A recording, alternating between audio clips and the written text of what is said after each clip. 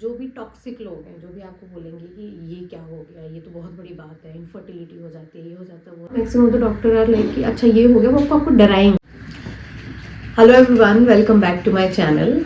आज का जो वीडियो है वो बेसिकली कोई व्लॉग नहीं है, बल्कि एक बहुत इंपॉर्टेंट टॉपिक के बारे में मैंने डिस्कस करने के लिए ये वीडियो बनाया है। और टॉपिक है पीसीओएस।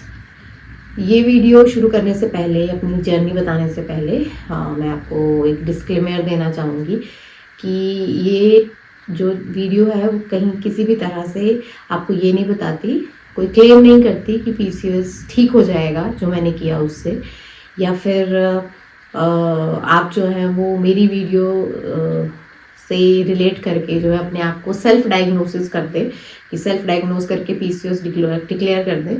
ये वीडियो सिर्फ और सिर्फ मेरी जर्नी शेयर करने के लिए है, ताकि बहुत से ऐसे लोग हैं जिन्हें पीसीओएस है, तो अगर ये वीडियो किसी एक पर्सन के पास भी पहुंचे और उसे लगे कि वो थोड़ा सा मोटिवेट हुआ है, जैसे मैं हुई थी किसी की वीडियो देख के, तो वो मेरी वीडियो का जो पर्पस है वो फुलफिल हो जाएगा।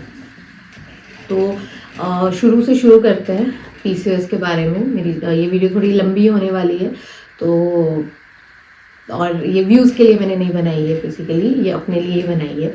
तो एज आई ऑलरेडी सेड कि अगर किसी को भी इससे हल्की सी भी मोटिवेशन मिले तो बहुत अच्छी बात है। तो जो पीसीओएस है बेसिकली उसके डेफिनेशन क्या होती है, कैसे क्या है पीसीओएस, इसके बारे में बहुत सी वीडियोस हैं, बहुत से गूगल में जो है रिसर्च ऑलरेडी है अवेलेबल। तो मैं उस चीज़ में नहीं पढ़ूंगी कि पीसीओएस है क्या। बेसिकली थोड़ा सा एक रेफरेंस दे सकती हूँ कि बेसिकली पीसीओएस जो है एक ओवेरियन सिस्ट जो है वो आपको होते हैं, ठीक है। तो ओवेरियन सिस्टिक सिंड्रोम है बेसिकली ये।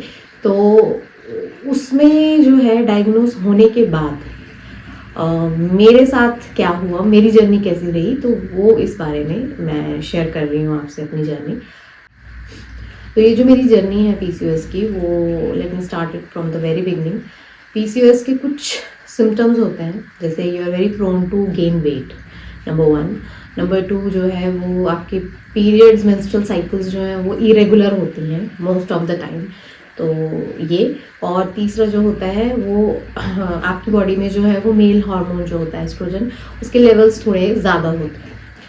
तो मेरे साथ जो है, जब मेरी मेंस्ट्रुअल साइकिल शुरू हुई थी, I was in 8th standard, और उस टाइम पे जो है इट वाज नॉट नॉर्मल। जैसे रेगुलर जो होती है 3 days 4 days की होती है, और 1 month तक जो है ये साइकिल होती है आपकी। So my cycle was for 1.5 month, और कभी कभी जो है वो स्किप हो जाती थी, जैसे 1 month होगा, फिर नेक्स्ट मंथ नहीं होगा, उसके बाद होगा, और उसके बाद आगे नहीं होगा। लेकिन धीरे धीरे जैसे मैं बड़ी हुई वैसे ये थोड़ा नॉर्मल होना शुरू हो गया। लाइक मंथली जो है वो मुझे पीरियड्स आना शुरू हो गए। 45 days की मेरी साइकिल आ गई थी। तो कभी और उस टाइम पे इतनी अवेयरनेस भी नहीं थी कि मुझे पता हो कि ये क्या है, अगर इरेगुलर है तो क्यों है, और डॉक्टर के पास जाएं। और मोरोवर इतना कोई सीवियर कोई कंडीशन कभी हुई भी नहीं, कि इतनी पेनफुल भी नहीं रहे पीरियड्स कि मैंने कभी चेक करवाया हो। सो धीरे धीरे यूनिवर्सिटी कॉलेजेस में जैसे हम एक्टिव हो जाते हैं, तो जो मेरी लाइफस्टाइल था वो थोड़ा एक्टिव हो गया, तो उसकी वजह से मेरी जो साइकिल्स है वो अपने आप ही नॉर्मल होना शुरू हो गए थे। लेकिन पीसीओएस डिटेक्ट कब हुआ? सो लास्ट जनवरी 2023 मैं डॉक्टर के पास गई, because I was trying to conceive from past 6 to 7 months, और I was not able to. तो डॉक्टर मेरी मदर के रिकमेंडेशन पे हम डॉक्टर के पास गए, और वहाँ पे डॉक्टर ने 2-3 जो है वो टेस्ट मुझे लिख के दिए। एक ब्लड टेस्ट था और एक वेजाइनल टेस्ट था। तो बेसिकली दोनों में एक जो ब्लड टेस्ट है उसमें हार्मोनल लेवल का पता चलता है कि डिसबैलेंस है कि नहीं है, और जो वेजाइनल टेस्ट है उसमें ऑफ कोर्स जो है वेजाइनल अल्ट्रासाउंड होता है, तो उसमें सिस्ट फाइंड आउट करने होते हैं। तो दोनों टेस्ट जो है वो पॉजिटिव निकले, और I got diagnose with PCOS.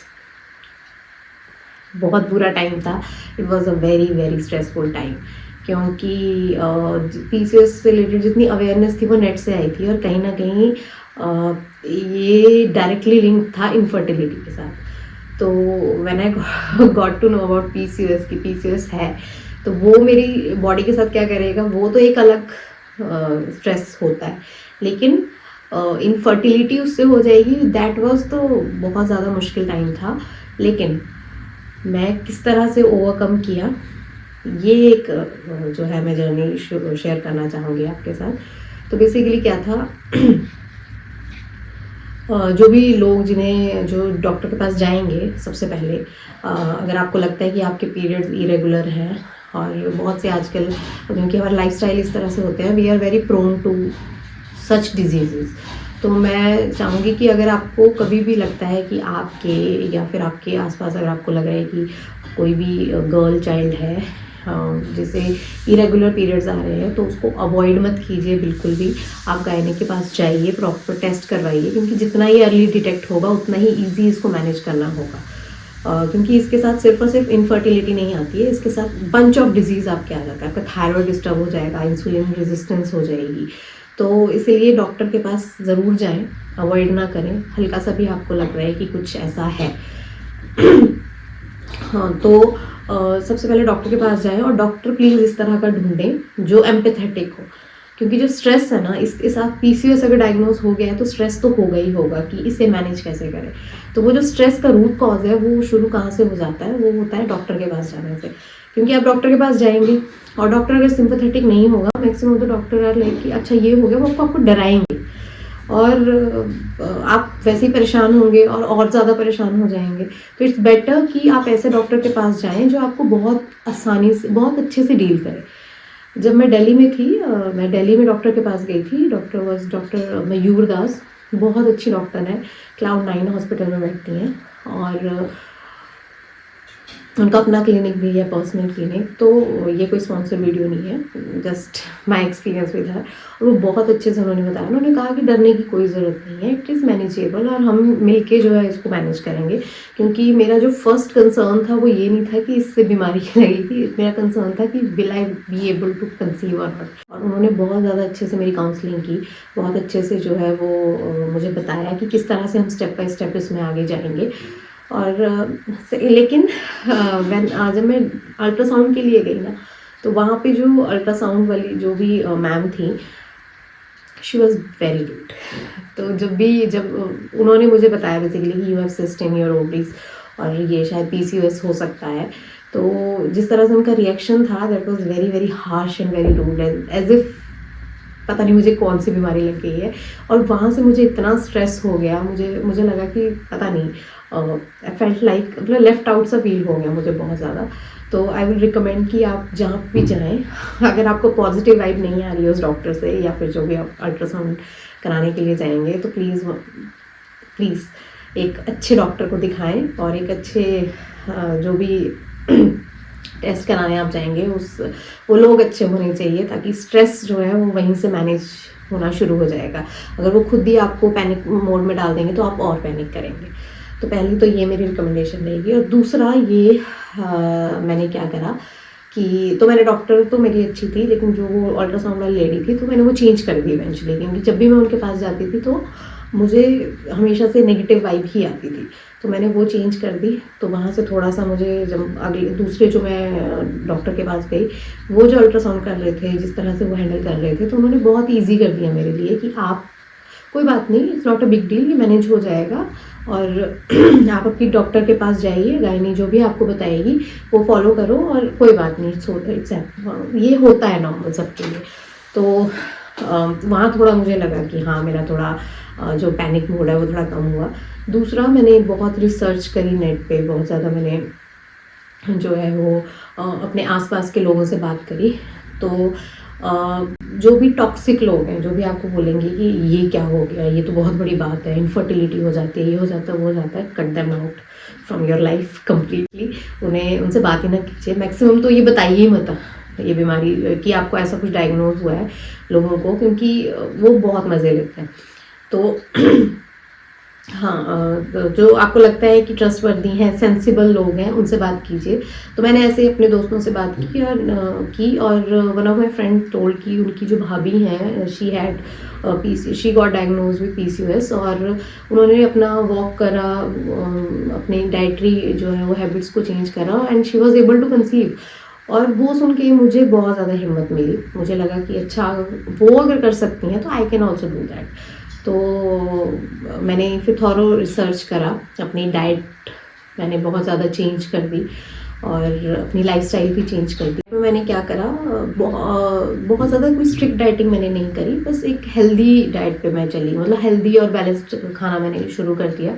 मैंने हेल्दीफाई ऐप जो है वो डाउनलोड करी, वहाँ पे अपनी मैं कैलोरीज डालती थी और क्या प्रोटीन चाहिए, कितने कार्ब्स चाहिए, मैक्रो माइक्रो सब कुछ वो मुझे ऐप जो है वो इंक्लूड करके बता देती थी।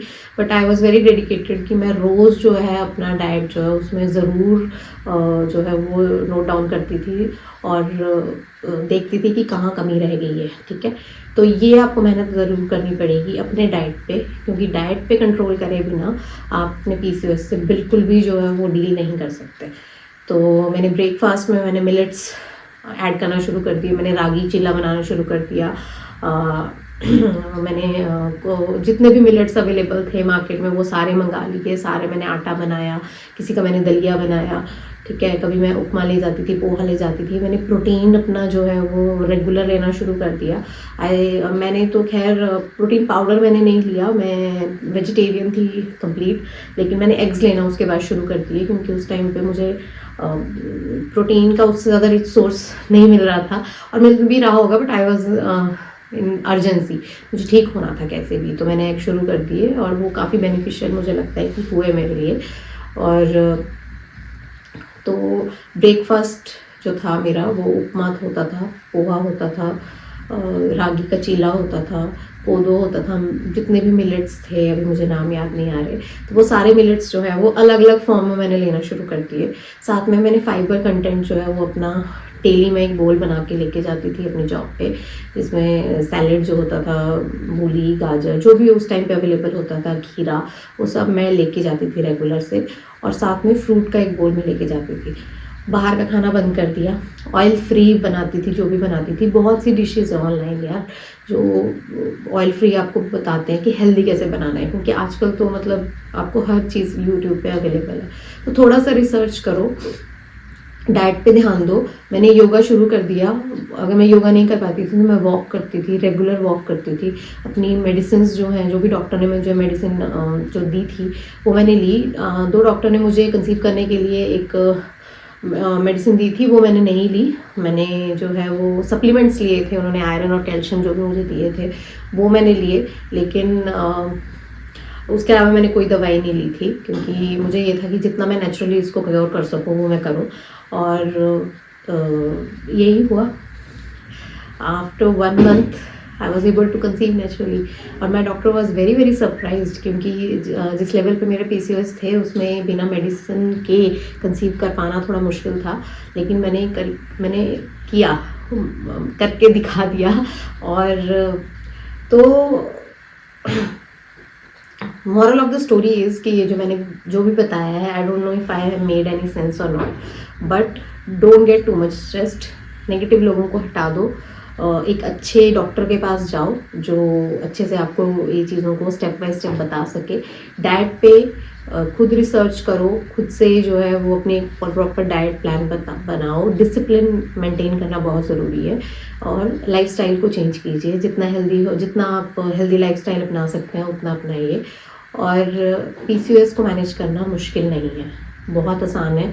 पूरी थ्रू आउट प्रेगनेंसी, हालांकि पीसीओएस के जो में अबॉर्ट होने के चांसेस बच्चे के बहुत ज़्यादा हो जाते हैं, तो ऐसा नहीं है कि कंसीव कर लिया तो उसको छोड़ दिया आपने, अपने लाइफस्टाइल को उसको मेंटेन रखिए थ्रू आउट, क्योंकि पीसीओएस इज़ नॉट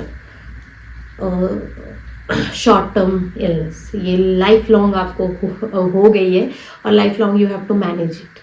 ठीक है, तो डरो मत, स्ट्रेस मत लो। If I can do it, you can do it. तो ये मेरी जर्नी है। अगर आपको थॉरो एक डाइट प्लान चाहिए कि मैंने क्या क्या एक्चुअल में किस किस टाइम पे क्या क्या लिया था, तो वो भी मैं शेयर कर दूँगी नेक्स्ट वीडियो में। लेकिन so if I can do it, you can do it also. तो डरने की कोई ज़रूरत नहीं है। ऐसा नहीं है कि जो पीसीओएस या पीसीओडी से लोग जो है वो डील कर रहे हैं वो कंसीव नहीं कर सकते। They can. मैं इसका जीता जागता उदाहरण हूँ, और मेरे जैसे बहुत से ऐसे लोग हैं जो जो जिन्होंने फाइट करा है इस चीज़ को और नेचुरली कंसीव करा है बिना किसी मेडिकेशन के। तो आप भी कर सकते हैं, डरिए मत। अपने आसपास के लोगों से हेल्प लीजिए और होप फॉर द बेस्ट। अगर मेरी वीडियो से थोड़ा सा भी आपको लगा हो कि if I made any sense to you, then the purpose of this making this video is already accomplished. Thank you.